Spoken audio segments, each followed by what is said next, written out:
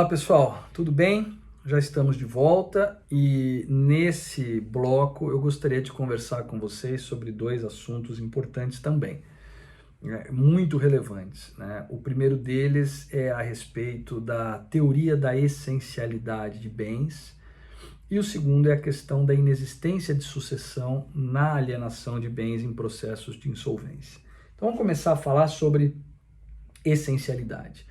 Vocês já sabem que existem alguns créditos que não estão sujeitos aos efeitos da recuperação judicial, não se submetem, né, àquela negociação toda, as execuções não ficam suspensas, o que os credores decidirem por maioria não vai se aplicar a esses. São aqueles credores estabelecidos lá no artigo 49, parágrafo 3º, principalmente credores titulares de garantias fiduciárias. Quais são as garantias fiduciárias mais comuns no mercado? Cessão fiduciária em garantia e alienação fiduciária em garantia. Alienação para bens imóveis e para bens móveis infungíveis. Cessão para bens móveis fungíveis, inclusive direitos, tá bom? Muito bem, quando a gente fala desses créditos, eles não estão sujeitos à recuperação. Portanto, a empresa faz um financiamento no banco. O banco empresta o dinheiro e pega como garantia a cessão fiduciária de recebíveis, né? Ou pega como garantia a alienação fiduciária da máquina que foi comprada com aquele financiamento.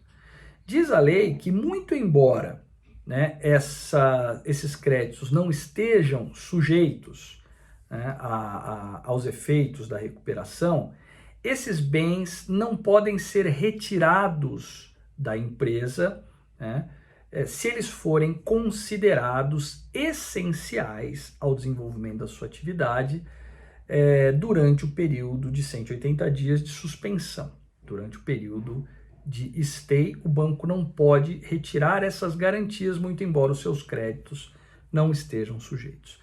Bom, sabendo isso, qual vai ser a atitude do banco? Primeira atitude, a empresa entrou em recuperação, ela não pagou o financiamento, eu, banco, tenho este crédito garantido fiduciariamente, eu não estou sujeito à recuperação, então eu vou pegar esta garantia. Essa garantia eu vou pegar pegando de volta aquele ativo ou vou pegar pegando o faturamento daquela empresa que foi cedido fiduciariamente para mim. Como é que eu faço isso? Aplicando o que no mercado se chama trava bancária. O que é a trava bancária? Eu fiz o financiamento lá com o banco me emprestou o dinheiro e pegou como garantia o meu faturamento.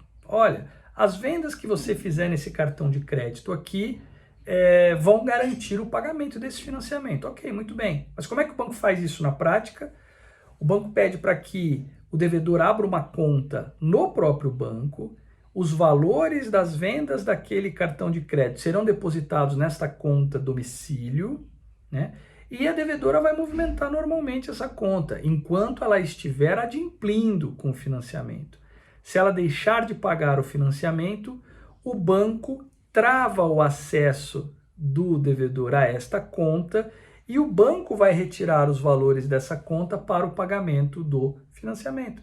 Por isso se chama trava bancária, né? Ou se tratar de uma alienação fiduciária, o banco financiou a compra do veículo, do caminhão, não foi pago, o banco vai lá e tira o caminhão.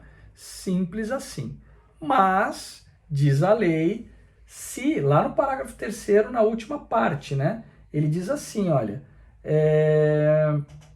não se permitindo, contudo, durante o prazo de 180 dias, a venda ou a retirada do estabelecimento do devedor dos bens de capital essenciais à sua atividade empresarial. Ou seja, imagine que o financiamento tenha sido feito mediante alienação fiduciária da máquina, e a máquina é utilizada para a produção da empresa.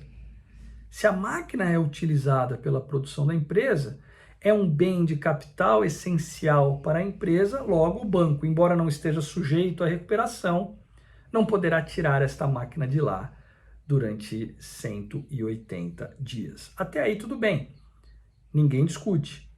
Mas e o crédito, né? E a cessão fiduciária?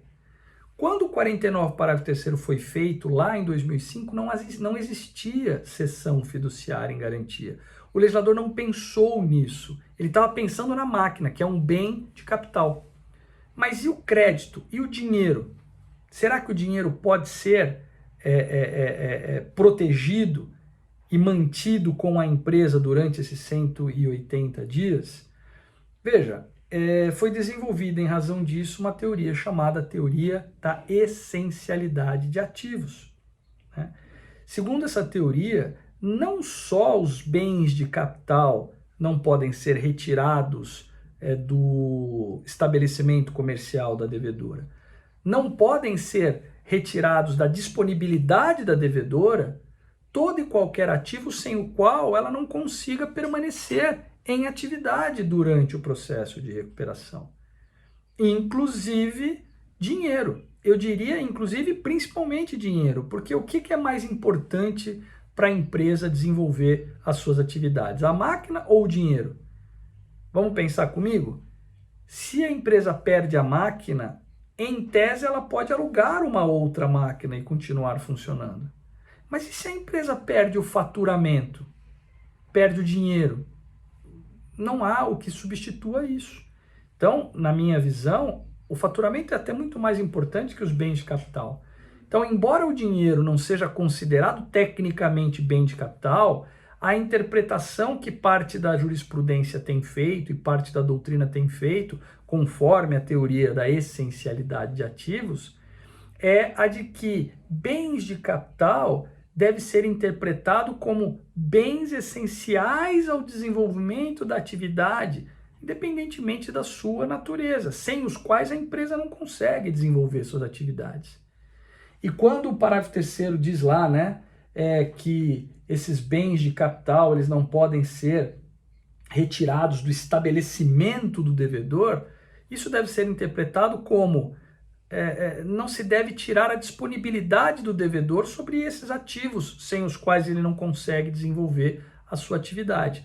Portanto, este raciocínio se aplica, sim, aos recebíveis da empresa, ao faturamento da empresa. Naquele exemplo da venda por cartão de crédito, eu não poderia permitir que o banco, muito embora não esteja sujeito à recuperação, retire da empresa aqueles valores, sob o argumento de que aquilo está cedido fiduciariamente. Por quê? Porque aquilo não pode ser tirado da devedora durante os 180 dias, sob pena de causar a própria paralisação da atividade.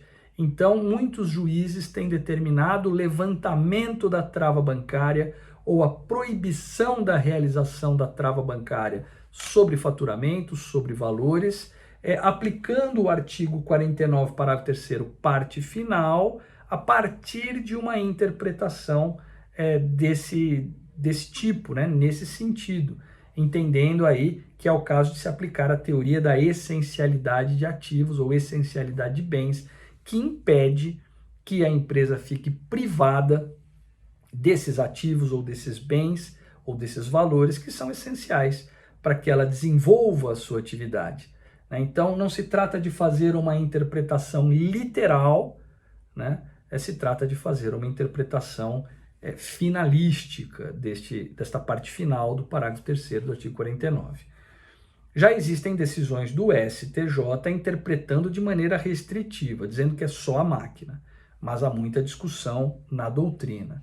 Nós vamos ver aí como é que a jurisprudência vai se consolidar. Por enquanto, ainda há divergência nesse sentido, ok? Então, essa é a teoria da essencialidade de ativos. Outro tema que eu gostaria de ver nesse tempo que nos resta deste módulo é a questão da alienação de ativos, tanto na recuperação quanto na falência, e da inexistência de sucessão. Veja, normalmente, né, o vendedor, ou melhor, o comprador de um ativo, ele acaba se tornando sucessor do vendedor nas dívidas e obrigações que ele tinha. Ora, o vendedor tinha um monte de dívida. Ele vende o seu patrimônio que garante aquelas dívidas e se torna insolvente e não paga as suas dívidas, esses credores poderão buscar esses ativos lá de quem comprou, aplicando-se a sucessão, né? Mas veja, imagine essa teoria ou essa prática aplicada a empresas em recuperação e falência.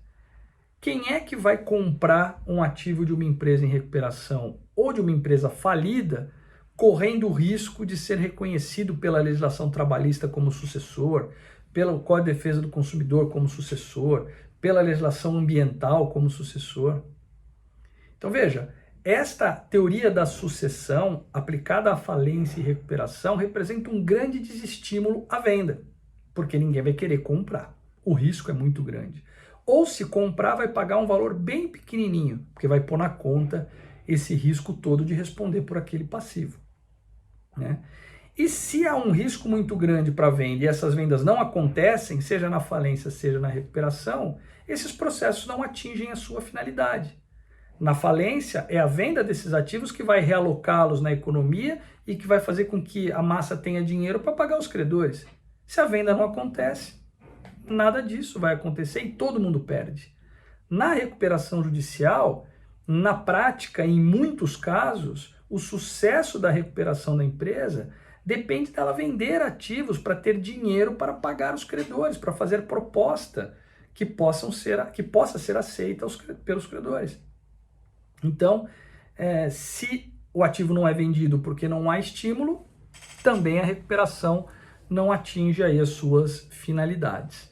Portanto, a Lei 11.101 mudou esta lógica em relação à falência e recuperação e disse o seguinte: olha, tanto no artigo 60 para recuperação, quanto no artigo 141, inciso 2, para falência, a alienação da empresa, da filial ou de unidade produtiva isolada ou de qualquer ativo isolado da falida ou da recuperanda, ele vai ocorrer sem o reconhecimento de sucessão do arrematante nas dívidas originais da devedora, seja ela recuperanda, seja ela falida, ok? Essa inexistência de sucessão é ampla, vale dizer, trabalhista, fiscal, enfim, ambiental, né? Não há sucessão, inclusive trabalhista. Houve um questionamento, houve o ajuizamento de uma ação direta de inconstitucionalidade, né, que já foi julgada pelo Supremo Tribunal Federal, onde se alegava que seria inconstitucional negar a sucessão para credores trabalhistas, né? Mas até mesmo aí o Supremo disse, é constitucional sim, tem abrangência ampla, isso é possível porque isso beneficia inclusive o emprego, beneficia o trabalhador, porque sem esse estímulo, a venda não acontece. E se a venda não acontece, todo mundo perde, inclusive o trabalhador, desaparecem os empregos, porque a empresa não se recupera. Todo mundo perde, ok? Então, o critério, ou o motivo da inexistência de sucessão é importante que vocês saibam. É um critério econômico, né, que busca facilitar a venda de ativos da devedora, tornando os processos de falência e de recuperação mais eficazes, tá bom? É claro que a lei estabelece ali requisitos para que a venda seja feita sem sucessão, não é de qualquer jeito. Essa venda tem que ser judicial, tem que ser pública, tem que estar prevista no plano de recuperação ou autorizada pelo juiz, né? Tem que ser feita pelas formas previstas na lei, leilão, proposta e pregão, enfim. Devem ser observados alguns requisitos para que inexista sucessão nessas vendas.